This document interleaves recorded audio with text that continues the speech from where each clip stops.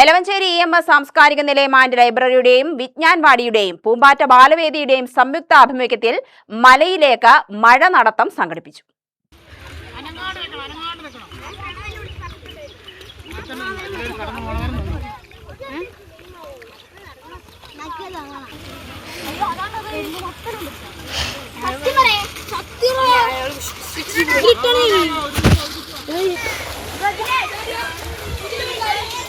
Yes. Okay.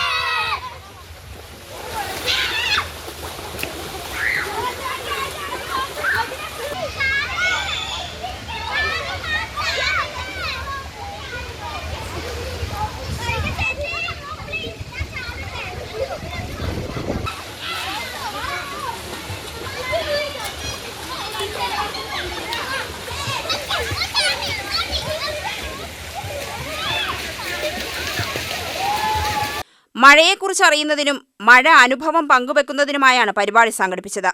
എലവഞ്ചേരിയിൽ നിന്നും പറശ്ശേരി മലയിലേക്കാണ് മഴ നടത്തം സംഘടിപ്പിച്ചത്. വിദ്യാർത്ഥികളും സ്ത്രീകളും ഉൾപ്പെടെ 30-ലധികം പേർ പരിപാടിയിൽ പങ്കെടുത്തു. വാർഡ് മെമ്പറും വായനശാല സെക്രട്ടറിയുമായ കെ രഞ്ജിത്ത് ഉദ്ഘാടനം നിർവഹിച്ചു. സാധാരണ എല്ലാ വർഷങ്ങളിലും EMS സാംസ്കാരിക നിലയം അതുപോലെ തന്നെ പൂമ്പാറ്റ ബാലവേദിയുടെ നേതൃത്വത്തിൽ നമ്മൾ ഇതുപോലെയുള്ള പരിപാടികൾ നടത്താറുണ്ട്.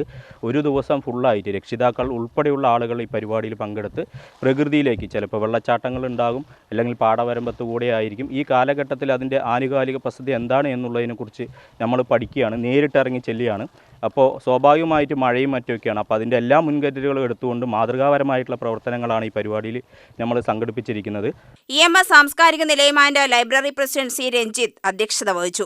Librarian K Sanoop, DMUP school PTA president D Manoj, Vijnanwadi coordinator Sumathi Viju, Balavedi secretary Sreelal എന്നിവർ സംസാരിച്ചു. നമ്മൾ യാത്ര ചെയ്യുമ്പോൾ കാണുന്ന പക്ഷികളെയും സസ്യങ്ങളെയും മറ്റു ചെറുജീവികളിലൂടെയാണ് നമ്മുടെ നിരീക്ഷണ ബോധവും ഒപ്പം തന്നെ നമ്മളൊരു ശാസ്ത്രജ്ഞയുണ്ട് എന്നുള്ള ഒരു കണ്ടുപിടുത്തങ്ങളൊക്കെ മുന്നോട്ട് വരുന്നത്. ഇന്ത്യയിലുള്ള വളരെ പ്രശസ്തരായ ശാസ്ത്രജ്ഞന്മാരെല്ലാം അല്ലെങ്കിൽ ലോകത്തിലുള്ള ശാസ്ത്രജ്ഞന്മാരെല്ലാം ഇത്തരം നിരീക്ഷണങ്ങളിലൂടെയും പരീക്ഷണങ്ങളിലൂടെയാണ് ലോകപ്രശസ്തരായത്.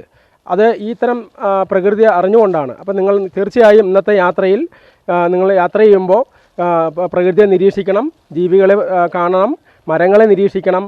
അതുപോലെ അത്തരം ഒരു നിരീക്ഷണങ്ങൾ നിങ്ങളുടെ ഡയറിയായോ അല്ലെങ്കിൽ പരീക്ഷണ കുറിപ്പുകളായിട്ടോ നിങ്ങൾ എഴുതി വെക്കണം. വനംവകുപ്പ് ഉദ്യോഗസ്ഥൻ P പ്രകാശൻ വനത്തിൽ യാത്രയ്ക്ക് നേതൃത്വം നൽകി. മഴ നടത്തം കുട്ടികൾക്ക് പുതിയ അനുഭവമായി. UTV news, Palakkad.